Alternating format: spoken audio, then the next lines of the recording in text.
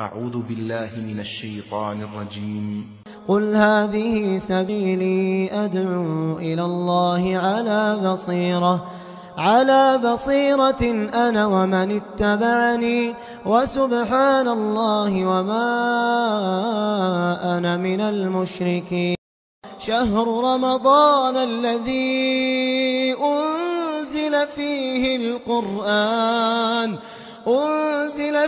القرآن هدى للناس وبينات من الهدى والفرقان. السلام عليكم ورحمة الله وبركاته. بسم الله الرحمن الرحيم. الحمد لله رب العالمين والصلاة والسلام على أشرف الأنبياء والمرسلين وعلى من تبعهم بإحسان إلى يوم الدين. أما بعد. محترم حاضرین، انشاءاللہ آج سورہ النور سے یہ جو مختصر سی تفسیر کا سلسلہ جاری ہے، آج ہم سورہ نور کی تفسیر معلوم کریں گے آج کی مجلس میں انشاءاللہ. محترم حاضرین، جیسا کہ ہم جانتے ہیں کہ دین اسلام کے جتنے بھی احکامات ہیں، یعنی اللہ سبحانہ و تعالیٰ نے اور پیارے نبی صلی اللہ علیہ وسلم نے ہمیں جن چیزوں کو کرنے کے لیے کہا ہے اور جن چیزوں سے دور رہنے کے لیے کہا ہے، نہ کرنے کے لیے کہا ہے، ان تمام کے پیچھے کچھ مقاصد ہیں. ایک تو یہ کہ اسلام چاہتا ہے کہ انسان کی جان کی حفاظت ہو. اسلام چاہتا ہے کہ انسان کی عزت و آبرو کی حفاظت ہو، اس کے نسب کی حفاظت ہو، جی ہاں، اور اسی طرح سے اس کے دین کی حفاظت ہو. تو آئیے آج جو ہمارے سامنے سورہ ہے، سورہ النور، اس کے اندر اللہ سبحانہ و تعالی نے عزت و آبرو اور نسل کی حفاظت کے بارے میں کچھ احکامات ہیں، وہ ہم معلوم کریں گے. سورہ النور کے اندر اللہ سبحانہ و تعالی نے فرمایا کہ سورۃ انزلناها وفرضناها وانزلنا فيها آیات بینات لعلکم تذکرون.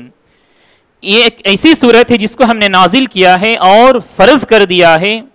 وَأَنزَلْنَا فِيهَا آيَاتٍ بَيِّنَاتٍ لَعَلَّكُمْ تَذَكَّرُونَ. اور اس صورت کے اندر کچھ ایسی نشانیاں، کچھ ایسی باتیں ہم نے نازل کی ہیں، اس کے اندر رکھی ہیں، جن کو اگر انسان پڑھے، غور کرے تو اس میں نصیحت ہے انسانوں کے لیے. تو آئیے اس کے اندر کچھ احکامات ہیں، وہ ہم معلوم کریں گے انشاءاللہ.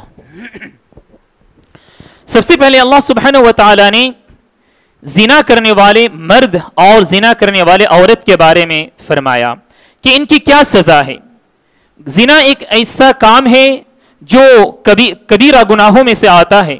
اللہ سبحانہ و تعالی نے اس فعل کو اس لیے حرام قرار دیا ہے کہ اس کے ذریعے سے نسل کی حفاظت نہیں ہوتی. تو آئیے اس کی سزا کیا ہے. اللہ سبحانہ و تعالی نے فرمایا الزانیۃ والزانی فاجلدوا کل واحد منہما 100 جلدہ. زنا کرنے والی عورت اور مرد، ان دونوں کو 100 کوڑے مارے جائیں گے اور یہ غیر شادی شدہ.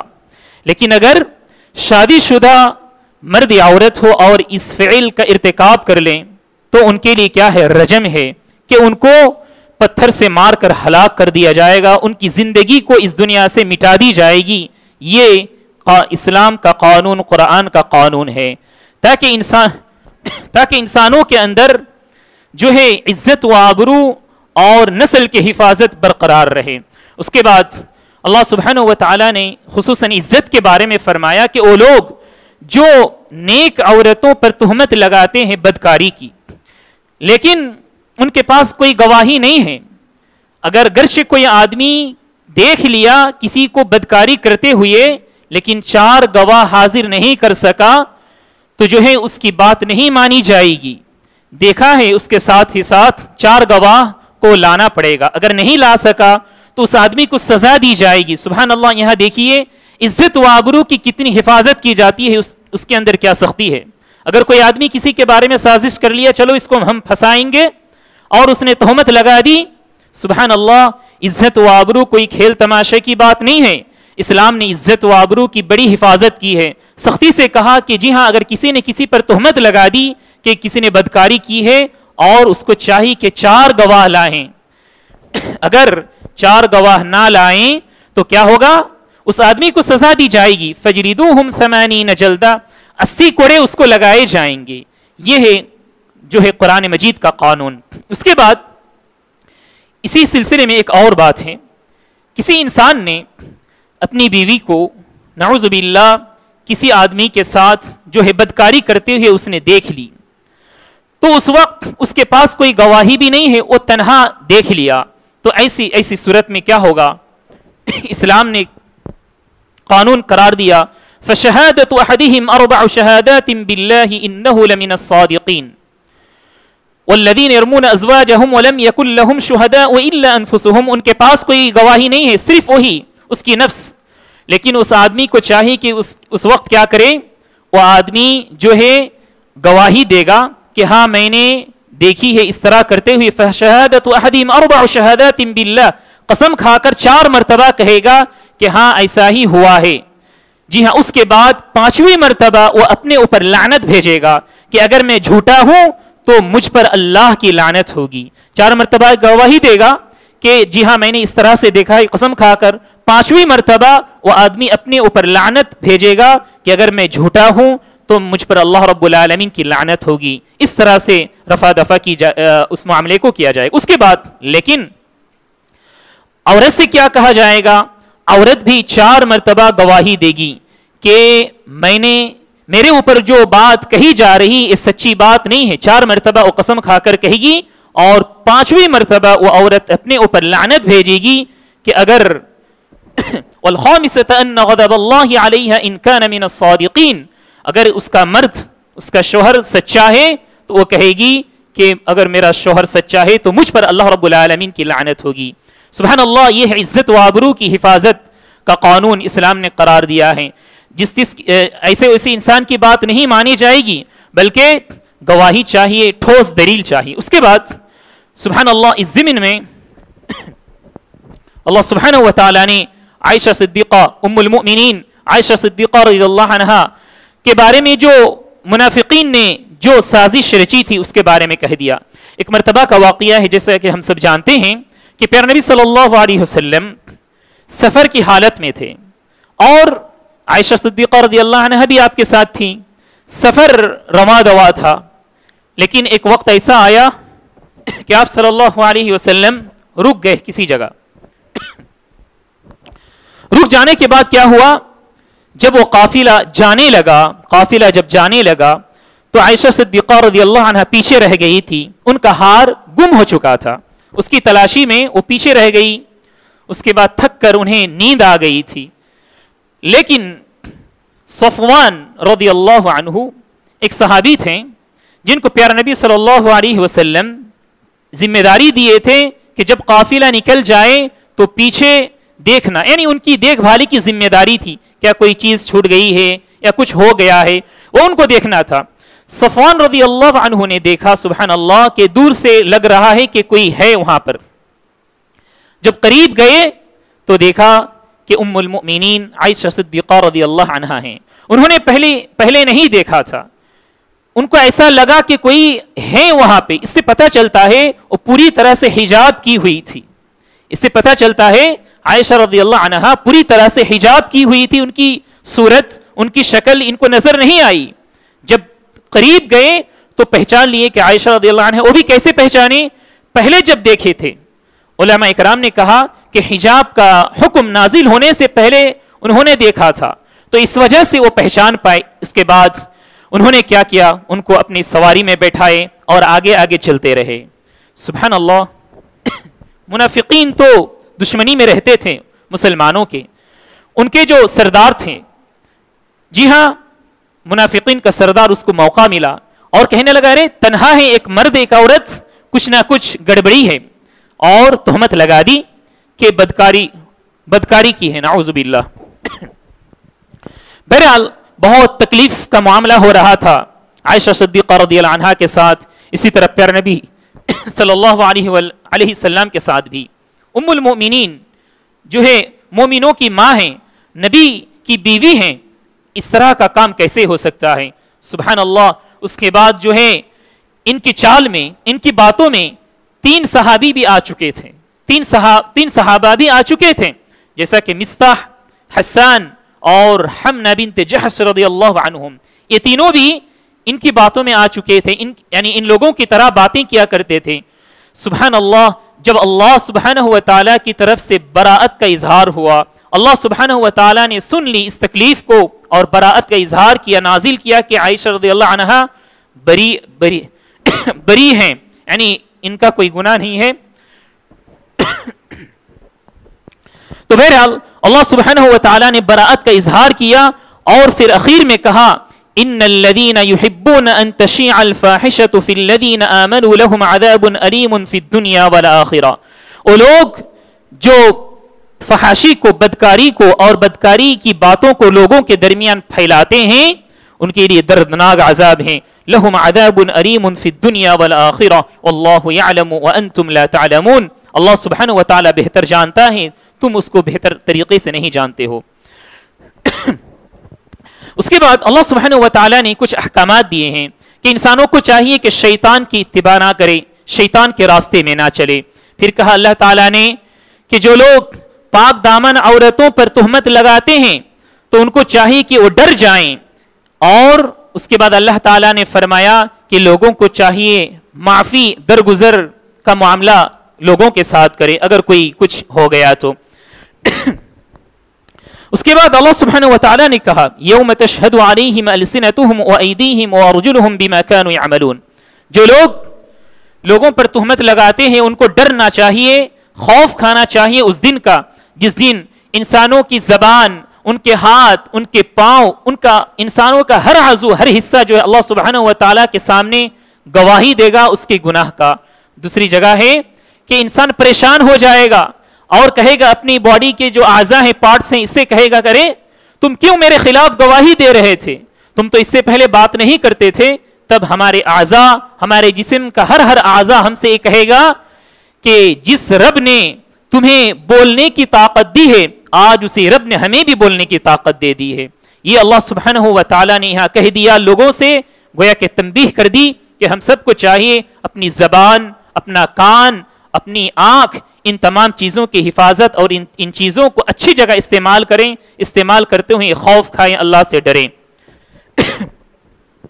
اس کے بعد اللہ سبحانہ و تعالیٰ نے یہ کہا کہ اچھی عورتیں اچھے مردوں کے ساتھ رہتی ہیں اور اچھے مرد اچھی عورتوں کے ساتھ رہتی ہیں، وہ زیب دیتا ہے ان کے لیے. اس کے بعد اللہ سبحانہ و تعالیٰ نے کچھ اور آداب کے سلسلے میں کہا کہ آدمی جب کسی اور آدمی کے گھر میں داخل ہو تو اس وقت کیا کرے.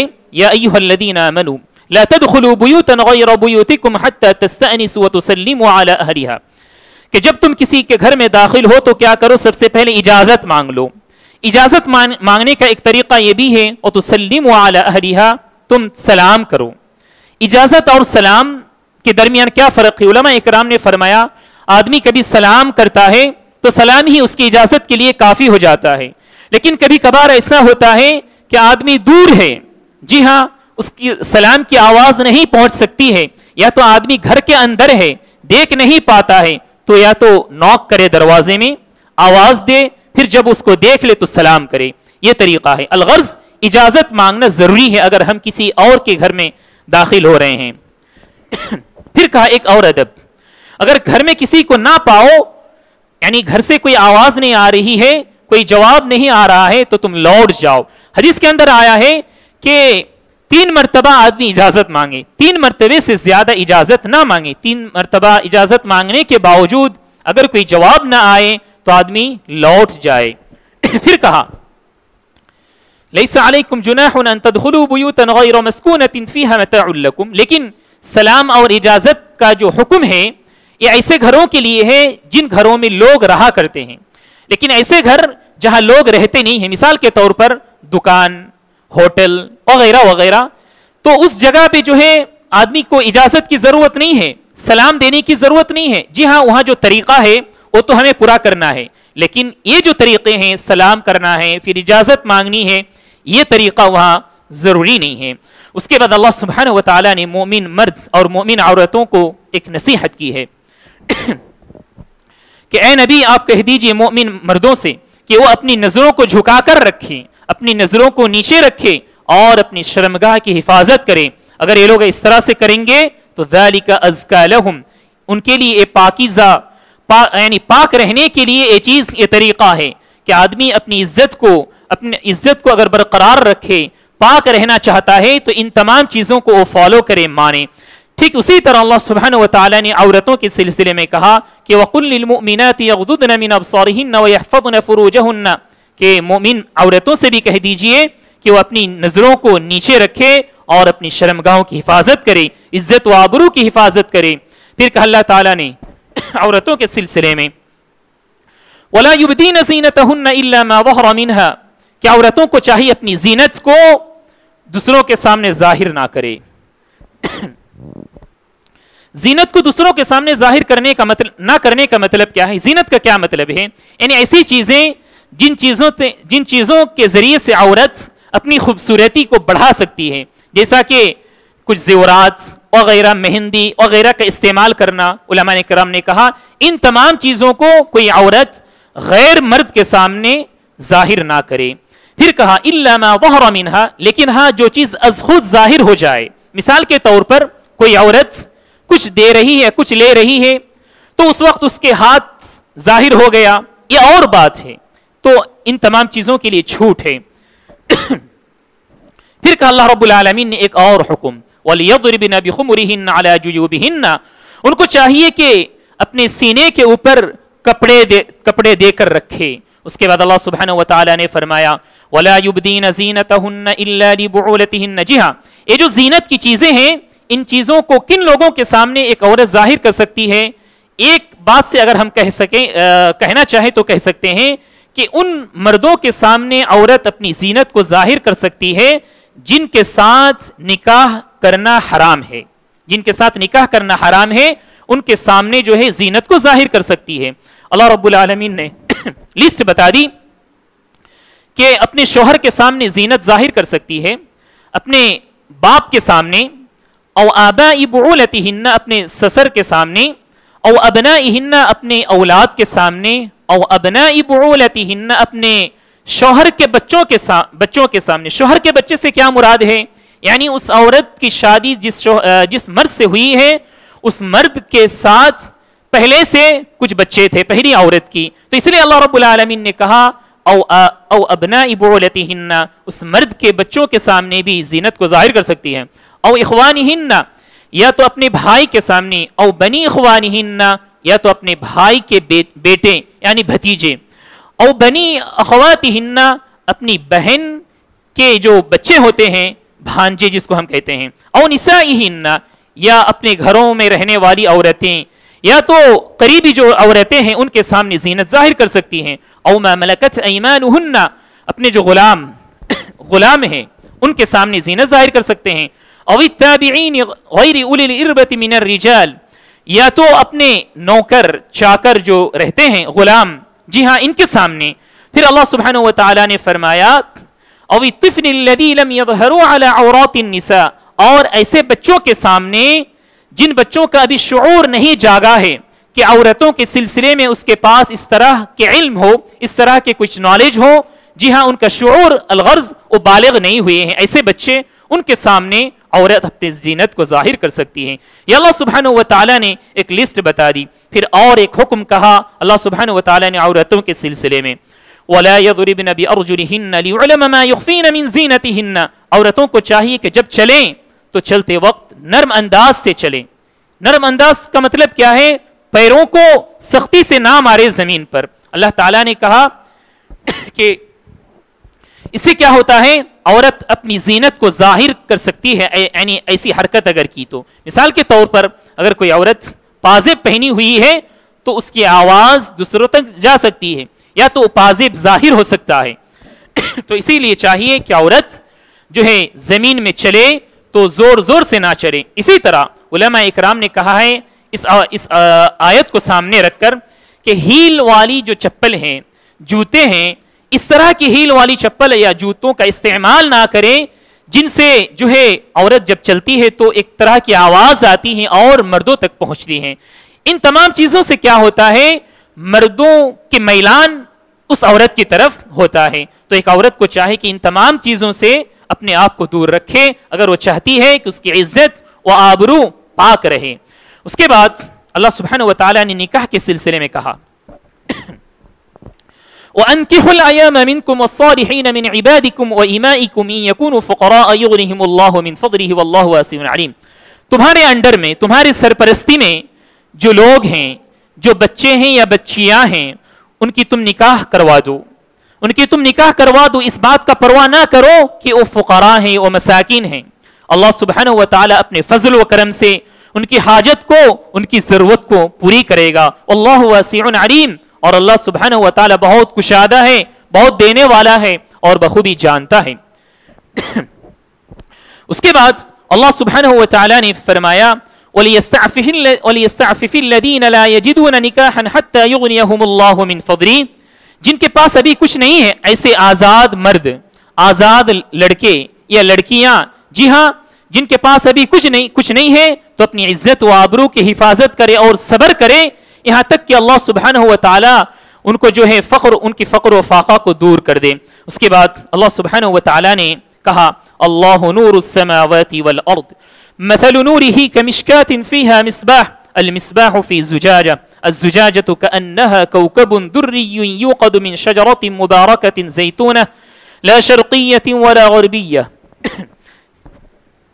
اللہ سبحانہ و تعالیٰ نے اس آیت کے اندر ایمان اور اسلام کی مثال ایک بہترین مثال دی ہے کہ ایمان اور اسلام کی مثال کیا ہے. کہا اللہ تعالیٰ نے ایک قندیل کی مثال ہے ایک چراغ کی مثال ہے جو ایک طاق میں ہے اور وہ روشنی جل رہی ہے. جی ہاں جو ہے ایک زجاج کے اندر کانچ کے اندر شیشے کے اندر اور وہ شیشہ بالکل ستارے کی طرح چمک رہا ہے. سبحان اللہ. اور اس کو کون سی چیز جلا رہی ہے کس طرح کا تیل ایک بہترین بابرکت والی جو ہے بابرکت ایک درخت کے تیل سے اس کو جو ہے جلایا جا رہا ہے.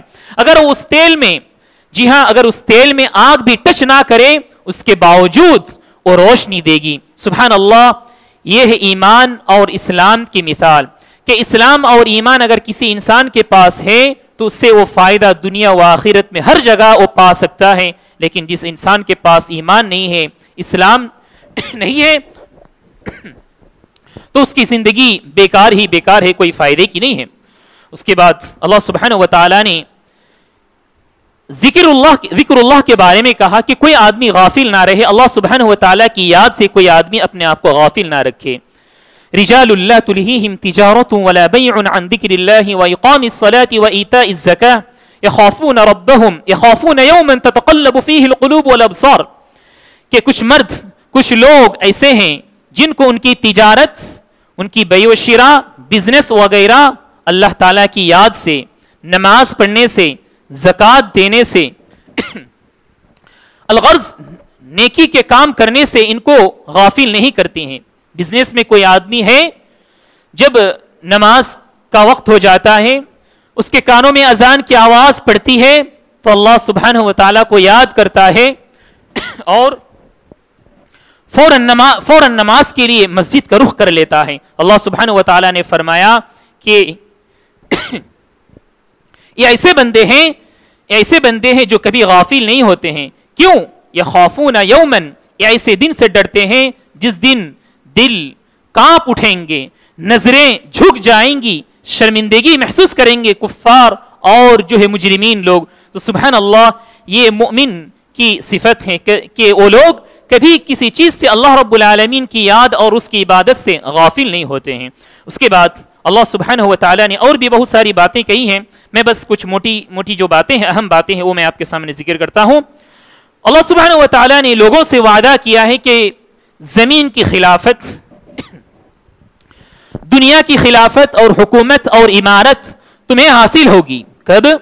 جب تمہارے اندر ایمان ہو جب ہمارے پاس ایمان اور اسلام کی قوت اور پاور ہو تو اللہ سبحانہ و تعالی ہمیں زمین کے اندر حکومت دے گا. زمین کے اندر ہماری امارت ہوگی ہماری خلافت ہوگی. ورنہ سبحان اللہ سبحانہ و تعالی ہمیں کبھی بھی لیڈرشپ امارت کبھی بھی ہمیں عطا نہیں کرے گی. اللہ سبحانہ و تعالی نے بتلایا ہے. اس کے بعد ایک اور ادب اللہ تعالی نے اس سورہ نور کے اندر فرمایا ہے اجازت کے سلسلے ہی میں کہ آدمی جب گھر میں داخل ہو تو اس کے سلسلے ہی میں اور ایک بات ہے، کہا اللہ تعالیٰ نے کہ گھروں کے اندر جو بچے رہتے ہیں، مثال کے طور پر کام کرنے والی عورت ہو یا مرد ہو، ان کو عام طور پر اجازت لینے کی کوئی ضرورت نہیں ہے، لیکن تین اوقات ایسے ہیں کہ ان بچوں کو اور ان بچیوں کو بھی اجازت لینا بہت ضروری ہے۔ کہا اللہ تعالیٰ نے یا ایھا الذین آمنوا لیستأذنکم الذین ملکت ایمانکم والذین لم یبلغوا الحلم منکم، یعنی چھوٹے بچے ہیں، ابھی بالغ نہیں ہوئے ہیں، اس کے باوجود ان کو اجازت لینی ہے 3 اوقات کے لیے۔ کہا من قبل صلاۃ الفجر، صلاۃ الفجر، فجر سے پہلے کا وقت جو ہوتا ہے، آدمی نیند سے اٹھتا ہے، جی ہاں، اس کا کپڑا اس کے جسم میں صحیح سے نہیں ہوتا ہے، یا تو پھر کپڑا چینج کر کے دوسرا کپڑا پہنتا ہے، نماز عبادت کے لیے تیار ہوتا ہے، ایک وقت ہے۔ دوسرا وقت اللہ تعالیٰ نے فرمایا وَحِينَ تَضَعُونَ ثِيَابَكُم مِّنَ الظَّهِيرَةِ، ظہر کے وقت آدمی جب آرام کرتا ہے تو اس وقت بھی آدمی تنہائی میں کپڑا جو ہے کھول کر رکھتا ہے، یا تو ایسا کپڑا استعمال کرتا ہے جس کو وہ لوگوں کے سامنے پہن کر آنا پسند نہیں کرتا ہے۔ ایسے وقت میں بھی جو ہے ان سب یعنی بچوں کو اور جو ہے نوکروں کو بھی اجازت لینا ہے۔ ایک تیسرا وقت کیا ہے، کہا اللہ تعالیٰ نے وَمِن بَعْدِ صَلَاةِ الْعِشَاءِ، اور عشاء کے بعد کا وقت جب آدمی کے آرام کا وقت ہوتا ہے، الغرض یعنی جب آدمی تنہائی میں ہو، آرام کا وقت ہو، تو چھوٹے بچوں کو بھی اور اسی طرح سے گھر میں کام کرنے والی عورتیں یا یعنی مرد ہو، ان تمام لوگوں کو جو ہے اجازت لینا ضروری ہے۔ کہا اللہ تعالیٰ نے کہ ثلاث عورات لکم، یہ جو وقت ہے آدمی جو ہے اپنے آپ کو تنہائی محسوس کرتا ہے، کپڑوں کو نکالتا ہے وغیرہ کرتا ہے۔ بہرحال لیس علیکم ولا علیہم جناح بعدہن، ان 3 اوقات کے بعد کوئی حرج کی بات نہیں ہے کہ یہ چھوٹے بچے اور یہ نوکر چاکر آئے جائیں، اس میں کوئی حرج کی بات نہیں ہے۔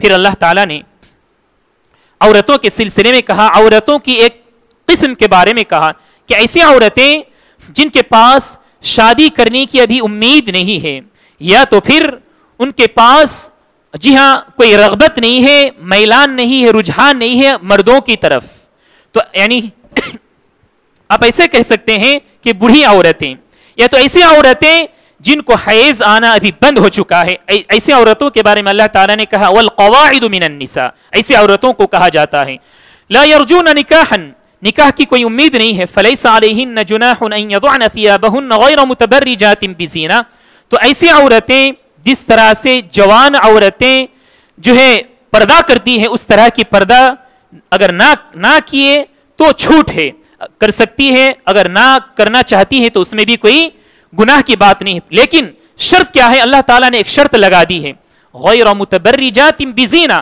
لیکن زینت میک اپ وغیرہ کر کے، جی ہاں مثال کے طور پر کوئی عورت حجاب تو نہیں لگا رہی ہے، بڑی عورت ہے، جی ہاں حجاب تو نہیں کر رہی ہے لیکن میک اپ کر رہی ہے، زینت کو ظاہر کر رہی ہے اور باہر نکل رہی ہے، یہ بھی گناہ کا کام ہے۔ اللہ تعالیٰ نے شرط لگا دی کہ زینت کو ظاہر کیے بغیر اگر کوئی عورت برقع کے بغیر یا تو پھر حجاب کے بغیر اس طرح کی بوڑھی عورتیں یا تو بڑی عورتیں جا رہی ہیں تو ٹھیک ہے، لیکن زینت ظاہر کر رہی ہے اور باہر جا رہی ہے تو یہ گناہ کا کام ہوگا۔ پھر کہا اللہ تعالیٰ نے، تنبیہ سے کہا اللہ تعالیٰ نے وَأَن يَسْتَعْفِفْنَ خَيْرٌ لَهُنَّ، لیکن احتیاط کی بات تو یہ ہے کہ یہ بھی اپنی عزت و آبرو کی حفاظت کے لیے پردہ کرے، خیر لہن، ان کے حق میں بہتر بات تو یہ ہے کہ وہ بھی پردے کا اہتمام کرے۔ اس کے بعد اللہ تعالیٰ نے ایک ساتھ کھانے کے سلسلے میں کہا کہ ایک ساتھ کھانے یعنی جہاد کا وقت جب ہوتا تھا، میدان جنگ میں جب صحابہ جاتے تھے تو وہ لوگ کیا کرتے تھے، کچھ ایسے لوگوں کو اپنے گھروں کی چابیاں دے دیتے تھے جو معذور لوگ ہوتے تھے، اندھے جو ہے جن کے چلنے کو جن کے پاس طاقت نہیں ہے، لنگڑے لوگ، اور یعنی جو لوگ معذور ہیں ان کو جو ہے جہاد میں اور جنگ میں شریک ہونا کوئی ضروری نہیں تھا، لیکن ان لوگوں کو چھوٹ تھی کہ وہ لوگ دوسرے صحابہ کے گھروں میں جا کر کھائے پیئیں، جی ہاں، تو ان چیزوں میں جو ہے وہ حرج محسوس نہ کریں، کھلانے والے بھی حرج محسوس نہ کریں اور اس طرح کے لوگ بھی وہاں جا کر کھانے میں کوئی حرج محسوس نہ کریں۔ پھر کہا کہ آپس میں لوگ جو یعنی محارم ہیں جن سے نکاح کرنا ناجائز ہیں آپس میں بیٹھ کر یہ لوگ کھا پی سکتے ہیں، اس میں کوئی حرج کی بات نہیں ہے۔ اس کے بعد پھر اللہ سبحانہ وتعالی نے دوبارہ کہا فَإِذَا دَخَلْتُمْ بُيُوتًا فَسَلِّمُوا عَلَىٰ أَنفُسِكُمْ تَحِيَّةً مِّنْ عِندِ اللَّهِ مُبَارَكَةً طَيِّبَةً، جب تم گھر میں داخل ہو تو گھر میں داخل ہوتے وقت تم سلام کر لو، سلام کرنے میں برکت ہے اور سلام کرنے میں بہت ساری چیزوں سے حفاظت ہے، شیطان کے وسوسے، شیطان کے بہت سارے حملے سے آدمی دور رہ سکتا ہے۔ اس کے بعد اللہ تعالیٰ نے آپ صلی اللہ علیہ وسلم کے معاملے میں ایک ادب سکھلایا ہے، لا تجعلوا دعاء الرسول بینکم کدعاء بعضکم بعضا، کہ رسول کو بلانے میں اور دوسرے لوگوں کو بلانے میں پکارنے میں ایک طرح کا معاملہ اختیار نہ کرو۔ لوگ کیا کرتے تھے، خصوصاً اس وقت وہ لوگ جو دیہاتوں میں رہا کرتے تھے لیکن ابھی اسلام قبول کیے ہیں، ان کے پاس اس طرح کی تربیت نہیں تھی، وہ لوگ آتے تھے آپ صلی اللہ علیہ وسلم کے پاس اور کہتے تھے کہ یا محمد یا محمد، آپ صلی اللہ علیہ وسلم کا نام لے لے کر پکارتے تھے اور اپنی بات کو پیش کرتے تھے۔ اللہ سبحانہ وتعالی نے ادب سکھلایا کہ دوسرے لوگوں کو جس طرح پکارتے ہو نبی کو اس طرح نہ پکارنا، نبی کو اس طرح نہیں پکارنا، نبی کی ایک عزت ہے، ان کی ایک شان ہے، یہ ایک ادب ہے۔ جی ہاں، یا رسول اللہ، یا حبیب اللہ، اس طرح سے صحابہ جب کوئی بات کہا کرتے تھے تو آپ صلی اللہ علیہ وسلم سے خطاب کیا کرتے تھے، لیکن علماء اکرام نے کہا کہ یہ چیز آپ صلی اللہ علیہ وسلم جب زندہ تھے، حیات میں تھے، تب کی بات ہے۔ لیکن اگر کوئی آدمی اس طرح سے کہے یا رسول اللہ یا حبیب اللہ، یہ صحیح نہیں ہے، کیونکہ نبی کریم صلی اللہ علیہ وسلم اب زندہ نہیں ہے۔ لیکن وہ تمام دعائیں جیسا کہ اللہم صلی علی محمد وعلی آل محمد، اس طرح کی جو یعنی درود شریف ہیں، صلات ہیں، یہ ہم استعمال کریں، پڑھیں آپ صلی اللہ علیہ وسلم پر درود بھیجنے کے لیے۔ اس آیت کی ایک دوسری تفسیر یہ بھی ہے کہ تم رسول کی بد دعا نہ لو، لا تجعلوا دعاء الرسول كدعاء بعضكم بعضا، کہ رسول کو تکلیف نہ دو کہ تکلیف دینے کی وجہ سے تمہارے لیے بد دعا کر دیں، اور رسول کی بد دعا ایسی ہوتی ہے کہ اللہ سبحانہ وتعالی اسے قبول کر لیتا ہے۔ تو اس آیت کے دو تفسیر ہیں، دو معنی ہیں۔ اس طرح سے محترم حاضرین سورہ النور کا اختتام ہو رہا ہے۔ اس کے بعد سورہ فرقان کی ایک مختصر سی تفسیر بس چند منٹوں میں ہم معلوم کریں گے۔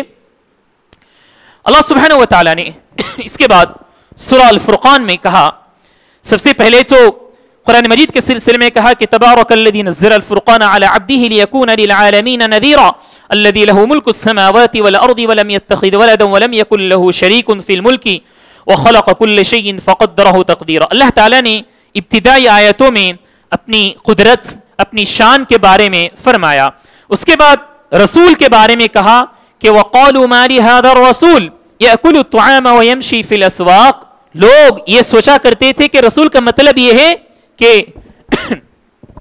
رسول کو بازار میں نظر نہیں آنا چاہیے، یعنی عام لوگوں کی طرح وہ جو ہے دنیا میں نہ چہل پہل کرے، بازاروں میں نہ جائے، روڈوں میں نہ جائے۔ جی ہاں، اس طرح کی جو ہے سوچ رکھا کرتے تھے، لیکن کہا کہ لولا انزل، اور وہ لوگ کہا کرتے تھے کہ لولا انزل علیہ ملک فیکون معہ نذیرا، رسول کیوں ڈرا رہے ہیں؟ رسول کے ساتھ فرشتے کو ہونا چاہیے، آگے پیچھے فرشتے ہوں اور وہ لوگوں کو ڈرائیں۔ سبحان اللہ، وہ لوگ تو رسول کو انسان مانا کرتے تھے کہ رسول جو ہے کبھی فرشتہ ہو سکتا، انسان نہیں ہو سکتا۔ لیکن آج کل ہمارے زمانے میں شیطان نے ایک وسوسہ ایسا دیا، لوگوں کو بہکایا کہ لوگ یہ سوچنے لگے کہ رسول بشر نہیں ہے، نعوذ باللہ۔ یہ شیطان کا حربہ ہے ہر زمانے میں۔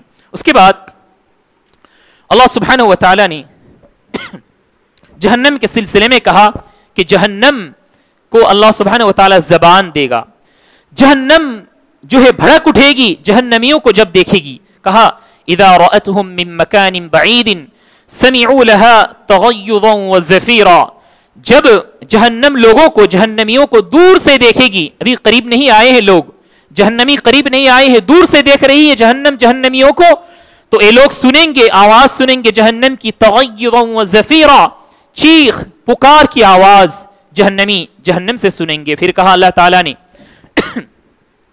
وَإِذَا أُلْقُوا مِنْهَا مَكَانًا ضَيِّقًا مُقَرَّنِينَ دَعَوْا هُنَالِكَ ثُبُورًا، جب ان کو جہنم میں ڈالا جائے گا، تنگ جگہ میں ڈالا جائے گا، یہ لوگ موت مانگیں گے، موت کا مطالبہ کریں گے، فرشتوں کے ذریعے سے کہا جائے گا آج ایک موت تم مت پکارو، تم کئی موتوں کو پکارو، کوئی موت نہیں آنے والی ہے۔ اللہ سبحانہ و تعالیٰ سے دعا کیجئے کہ اللہ تعالیٰ ہم سب کو جہنم میں ایک پل کے لیے بھی نہ ڈالے، آمین۔ اللہ تعالیٰ ہم سب کو پہلی فرصت میں جنت میں داخل کرے، مغفرت اور معاف کر کے، آمین۔ اس کے بعد اللہ تعالیٰ نے اور بھی بہت ساری باتیں یہاں بتلائی ہیں، اکثر باتیں اس سے پہلے ہم نے معلوم کی ہیں، بس جو نئی بات اور اہم باتیں ہیں میں آپ کے سامنے رکھتا ہوں۔ 19واں پارہ شروع ہو رہا ہے، اس میں یعنی سورہ فرقان ہی کے اندر ہی اللہ تعالیٰ نے ایسے لوگوں کے سلسلے میں کہا جو لوگ اللہ رب العالمین کے سامنے حاضر ہونے کی امید نہیں رکھتے، یعنی قیامت کو یقین نہیں رکھتے، کہا کہ وقال الذين لا يرجون لقاءنا لولا انزل علينا الملائكة او نرى ربنا، ان کی یہ امید تھی کہ فرشتے ان کے پاس چلے آئیں یا خود وہ اللہ رب العالمین کو دیکھیں، سبحان اللہ، یوم یرون الملائکۃ لا بشرى یومئذ للمجرمین، لیکن اللہ کا قانون ہے جب لوگوں کے پاس فرشتے آ جاتے ہیں عذاب کو لے کر، سزا کو لے کر، تب لوگوں کو جو ہے جو ان کی کوئی چھٹکارا نہیں ہوتی ہے، ان کو بچنے کا کوئی موقع نہیں دیا جاتا ہے، اللہ تعالیٰ کا قانون ہے۔ اس کے بعد اللہ تعالیٰ نے ایک بہت اہم بات یہاں بتلائی ہے دوستی کے سلسلے میں، کہ دنیا میں آدمی برے دوست کو اگر دوست بنائے گا تو اس کا جو انجام ہے برا انجام اس کو بھگتنا پڑے گا۔ اللہ تعالیٰ نے فرمایا وَيَوْمَ يَعَضُّ الظَّالِمُ عَلَى يَدَيْهِ يَقُولُ يَا لَيْتَنِي اتَّخَذْتُ مَعَ الرَّسُولِ سَبِيلًا، آدمی جو ہے ظالم قیامت کے دن جب حساب و کتاب ہوگا یا ہو جائے گا، اپنے ہاتھوں کو پکڑ کر کاٹے گا، اپنی انگلیوں کو دانتوں میں کاٹے گا اور کہے گا کاش میں فلاں آدمی کو دوست نہ بناتا تو کتنا ہی اچھا ہوتا، اور میں رسول کے ساتھ رہ جاتا۔ اب تو رسول نہیں ہے ہمارے زمانے میں، تو ہمارے زمانے کے لوگ کیا بولیں گے کہ کاش ہم رسول کی باتوں کو مان لیتے، ہم رسول کی باتوں کو مان لیتے، فلاں آدمی کو اپنا دوست نہ قرار دیتے۔ اس لیے پیارے نبی صلی اللہ علیہ وسلم نے کہا ہے المرء مع صاحبہ، کہ آدمی جو ہے اپنا جو دوست ہے اس کے ساتھ ہی جس کی وہ صحبت اختیار کرے گا، جس کو وہ پسند کرے گا، جس کو آئیڈیل مانے گا، جس کو اسوہ بنائے گا، کل قیامت کے روز اللہ سبحانہ و تعالی اسی کے ساتھ اس کو اٹھائے گا۔ اور پیارے نبی صلی اللہ علیہ وسلم نے مختلف حدیثوں کے اندر فرمایا ہے کہ اچھے دوست اور برے دوست کی کیا مثال ہے۔ اچھا دوست وہ ہے، اس کی مثال کیا ہے؟ پیارے نبی صلی اللہ علیہ وسلم نے فرمایا کہ عطر فروش، عطر بیچنے والے کی مثال ہے کہ آپ عطر بیچنے والے کے ساتھ اگر دوستی کرتے ہیں، اس کے ساتھ بیٹھتے ہیں اٹھتے ہیں، یا تو آپ کو وہ عطر بیچنے والا بیچے گا آپ کو، یا تو آپ کو ہدیہ دے گا، یا کم از کم جو ہے خوشبو جو اس کے پاس ہے وہ آپ کے جسم میں، آپ کے کپڑے میں آ جائے گی، یہ فائدہ ہے۔ لیکن جو برا دوست ہے اس کی کیا مثال ہے؟ اب صلی اللہ علیہ وسلم نے فرمایا کہ لوہار کی مثال ہے، جو لوہے کا کام کرتا ہے، لوہے کو جلاتا ہے اور ہتھیار وغیرہ تیار کرتا ہے، تو آگ اس کے پاس رہتی ہے، تو لوہے جب وہ پگھلاتا ہے تو آگ کی چنگاری اس کے کپڑے میں آ کر جو ہے اس کے کپڑے کو جلا دیتی ہے۔ تو پیارے نبی صلی اللہ علیہ وسلم نے بہترین مثال دے کر کہا ہے کہ آدمی کو چاہیے کہ ہمیشہ اچھے لوگوں کی صحبت کو اختیار کرے، اچھے لوگوں کے ساتھ اگر آدمی اٹھے گا بیٹھے گا تو اس کے ایمان میں اضافہ ہوگا، اس کے ایمان میں تازگی آئے گی۔ اس کے بعد کچھ اور باتیں ہیں، جیسا کہ اللہ تعالیٰ نے فرمایا کہ سمندر کے سلسلے میں وَهُوَ الَّذِي مَرَجَ الْبَحْرَيْنِ هَذَا عَذْبٌ فُرَاتٌ وَهَذَا مِلْحٌ أُجَاجٌ، کہ وہی وہ ذات ہے جس نے دو طرح کے سمندر کو بنایا ہے، ایک تو کیا ہے میٹھا ہے جس کا پانی میٹھا ہے، اور دوسرا کیا ہے جس کا پانی کھارا ہے۔ علماء اکرام نے مفسرین نے فرمایا ہے کہ مرج البحرین ای ارسل الماءین، یعنی اللہ سبحانہ و تعالیٰ نے دنیا میں جو پانی دیا ہے جو سمندر کے سلسلے میں ہے، اکثر تو دنیا کا حصہ پانی کا ہے اور بہت ہی کم حصہ دنیا ہے، ہم سب جانتے ہیں۔ تو اللہ تعالیٰ نے کہا کہ پانی کی دو قسمیں ہیں، ایک تو کھارا پانی ہے اور ایک میٹھا پانی ہے۔ تو میٹھا پانی کو انسان استعمال کرتا ہے کھانے کے پینے کے لیے، اور دوسرے دوسرے کاموں کے لیے، لیکن جو کھارا پانی ہے وہ آدمی استعمال نہیں کرتا ہے، لیکن اس میں بھی حکمت ہے، اللہ سبحانہ و تعالیٰ نے بہت سارے فوائد اس کے اندر بھی رکھا ہے. یہ ایک تفسیر ہے. اس کی اور ایک تفسیر ہے کہ یہ جو دو سمندر ہیں، جی ہاں، اور ایک بات یہ ہے، یہ جو کھارا پانی اور میٹھا پانی اللہ تعالیٰ نے تیار کیا ہے، ایک دوسرے میں یہ ضم نہیں ہو جاتے، ایک دوسرے سے مل نہیں جاتے. اللہ تعالیٰ نے ان دونوں کے درمیان حائل کر دیا ہے. اللہ سبحانہ و تعالیٰ نے ان دونوں کے درمیان حجاب قرار دیا ہے کہ دونوں کبھی بھی نہیں ملتے. اس کے بعد اللہ یعنی ایک اور تفسیر ہے اس آیت کی، علماء اکرام نے مفسرین اکرام نے فرمایا ہے کہ سمندر کے اندر کچھ فوارے ہیں. جی ہاں، کچھ جو ہے کچھ فوارے ہیں جہاں سے میٹھا پانی وہاں سے نکلتا ہے. میٹھا پانی نکلنے کے باوجود کھارا پانی کے ساتھ وہ کبھی بھی نہیں ملتا. اور بھی باتیں علماء اکرام نے کہا ہے کہ سمندر کا کچھ حصہ ایسا بھی ہوتا ہے، اوپر سے کھارا ہوتا ہے اور نیچے سے میٹھا ہوتا ہے، اس کے باوجود آپس میں وہ ملتے نہیں ہیں. اور بھی بات علماء اکرام نے کہی ہے کہ دنیا میں کچھ ایسی جگہ بھی ہیں جہاں میٹھا پانی سمندر میں جا کر مل جاتا ہے. نہروں سے میٹھا پانی یا تو دوسری جگہوں سے میٹھا پانی جا کر وہاں پڑتا ہے، لیکن اس کے باوجود میٹھا پانی میٹھا ہی رہتا ہے اور کھارا پانی کھارا ہی رہتا ہے. ان دونوں کے درمیان کبھی ضم نہیں ہوتا ہے، یہ دونوں آپس میں مکس نہیں ہو جاتے. یہ اللہ سبحانہ و تعالیٰ کی قدرت ہے انسانوں کے فائدے کے لیے. اس کے بعد اللہ سبحانہ و تعالیٰ نے فرمایا ان لوگوں کے سلسلے میں جو لوگ غیر اللہ کی عبادت کرتے ہیں کہ ان کے معبود یہ جو معبودان باطلہ ہیں، اللہ سبحانہ و تعالیٰ کے پاس کوئی نفع و نقصان کے مالک نہیں ہے. اور ایک بات اللہ تعالیٰ نے کہا کہ اللہ تعالیٰ نے لوگوں کو پیدا کرنے کے بعد رشتہ قائم کیا ہے. یہ جو رشتے ناتے ہیں بنیادی طور پر دو طرح سے ہیں. ایک تو ہے وَهُوَ الَّذِي خَلَقَ مِنَ الْمَاءِ بَشَرًا، اللہ تعالیٰ نے پانی سے انسان کو پیدا کیا. فَجَعَلَهُ نَسَبًا، اللہ تعالیٰ نے خونی رشتہ تیار کیا، ایک رشتہ ہے. اور کہا سسرالی رشتہ کہ آدمی ایک فیملی ایک دوسرے فیملی کے ساتھ اس کا تعلق ہو جاتا ہے. نکاح کے جو بندھن ہے، نکاح کا طریقہ ہے، اس سے آدمی جو ہے اپنے بیوی کے باپ کو وہ اپنے باپ کی طرح مانتا ہے. جی ہاں، آدمی اپنی بیوی کی ماں کو، اپنی ساس کو اپنی ماں کی طرح مانتا ہے. تو گویا اللہ تعالیٰ نے یہ خونی رشتہ اور سسرالی رشتہ اللہ رب العالمین نے بنا دیا ہے. ایک اور بات مفسرین نے فرمایا ہے، ایک اور رشتہ وہ کیا ہے؟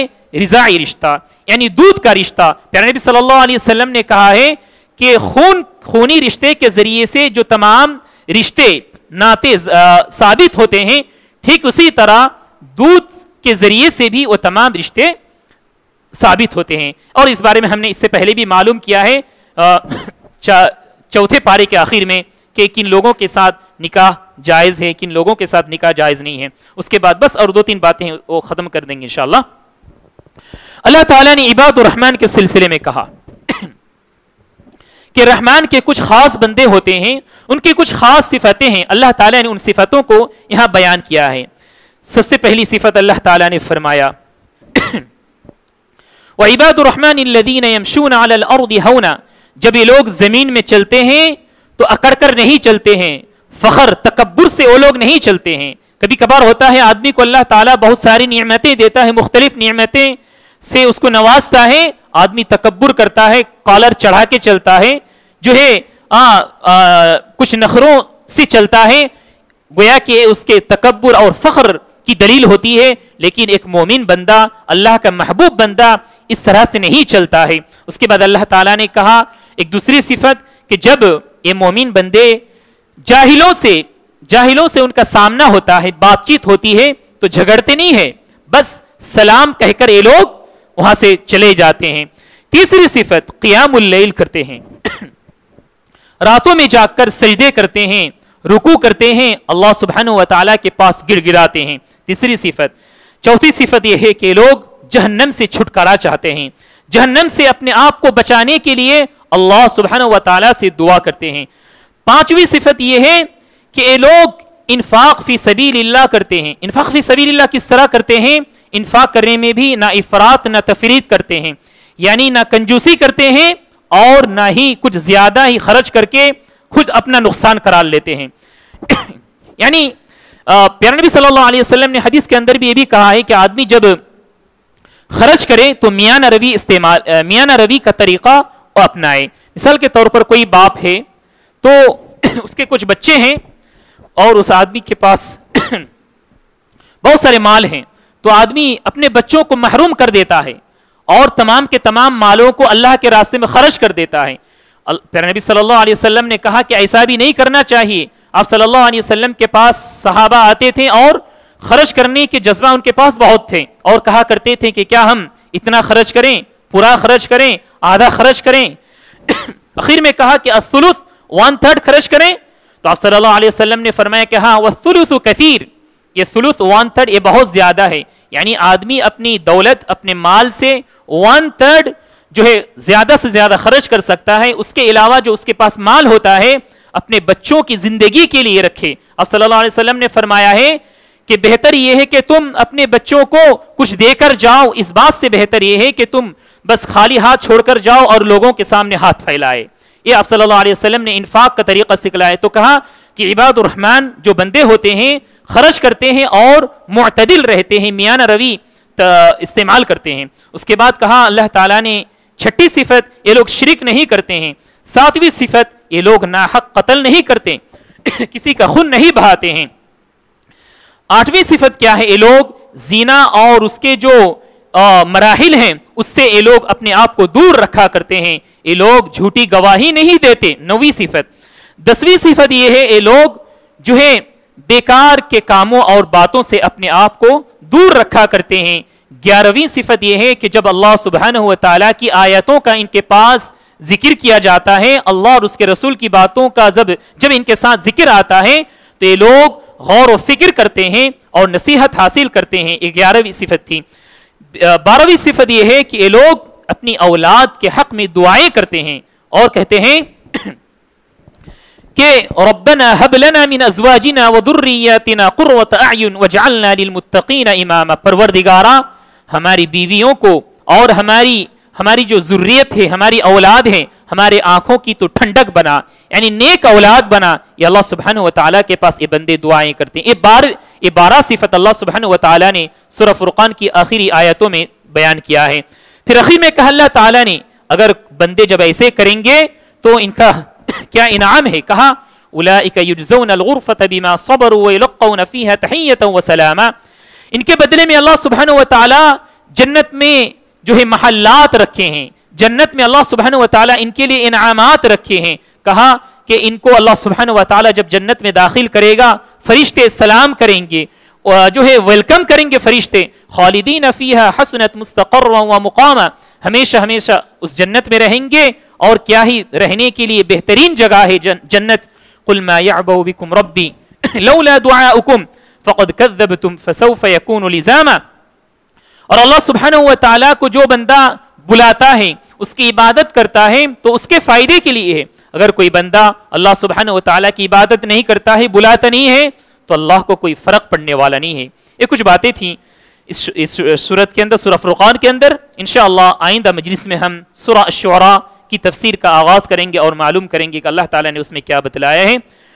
سبحانک اللہم بحمدک اشہد ان لا الہ الا انت استغفرک واتوب الیک. السلام علیکم ورحمۃ اللہ وبرکاتہ.